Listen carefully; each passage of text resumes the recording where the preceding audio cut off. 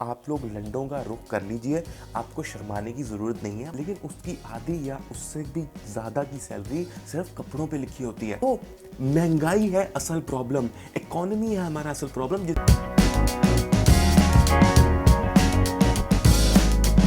अस्सलाम वालेकुम नाज़रीन, कैसे हैं आप लोग? सब उम्मीद है खैरियत से होंगे और जहाँ भी होंगे बहुत खुश होंगे।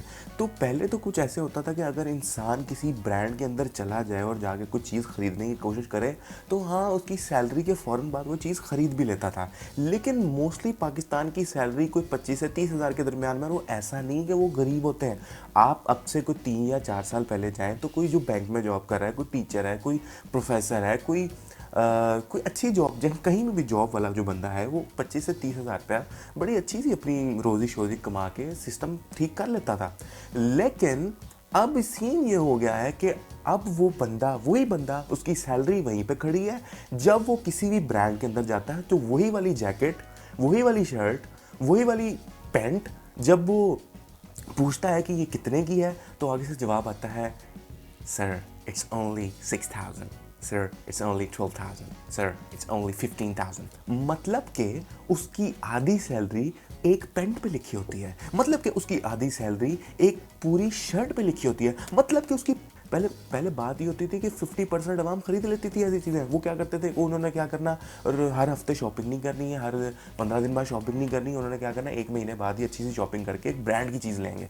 लेकिन भाईजान, आप इस घुस जाए ब्रांड में, अब इन्होंने ये चीज़ बनाई थी उतने में ही जितने में उनको पहले बनी थी। शायद लेबर कॉस्ट बढ़ गई, शायद महंगाई बढ़ के कपड़ा महंगा हो गया, हमें नहीं पता। लेकिन एक आम आदमी, जो कि अब आम आदमी भी नहीं है, वो, मैं बता रहा हूँ कि पहले 25-30 हज़ार में उसका गुजारा हो जाता था, लेकिन उसकी आधी या उससे भी ज़्यादा की सैलरी सिर्फ कपड़ों पे लिखी होती है।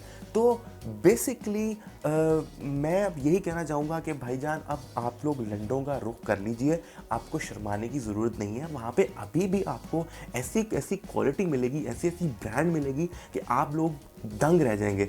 तो लेकिन अब ये भी बात हो गई है कि इन शॉप से, लंडे से, थ्रिफ्ट शॉप जिनको बोलते हैं हम लोग, तो उनसे भी चीज़ें अब महंगी होती रही हैं। तो हम लोगों ने ऑल्टरनेटिव तो ढूंढ ही लेना है। जैकेटें पुरानी निकाल ही लेनी है, पहन भी लेनी है, सर्दियाँ भी गुजार देंगे। लेकिन महंगाई के खिलाफ कोई बात नहीं करेगा। और महंगाई के खिलाफ जो किराए के टट्टू बात करते थे पहले, उनकी तो जुबानों पे वैसे ही लॉक लग चुका है।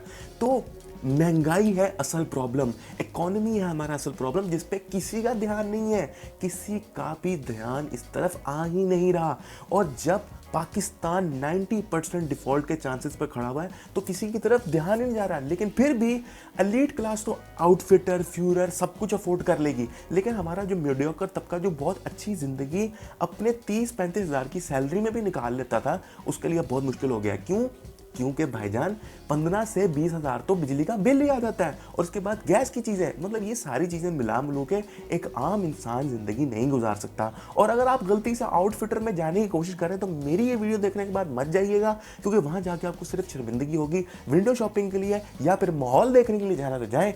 और अब मैं भी जा रहा हूँ। अल्लाह हाफ़िज़।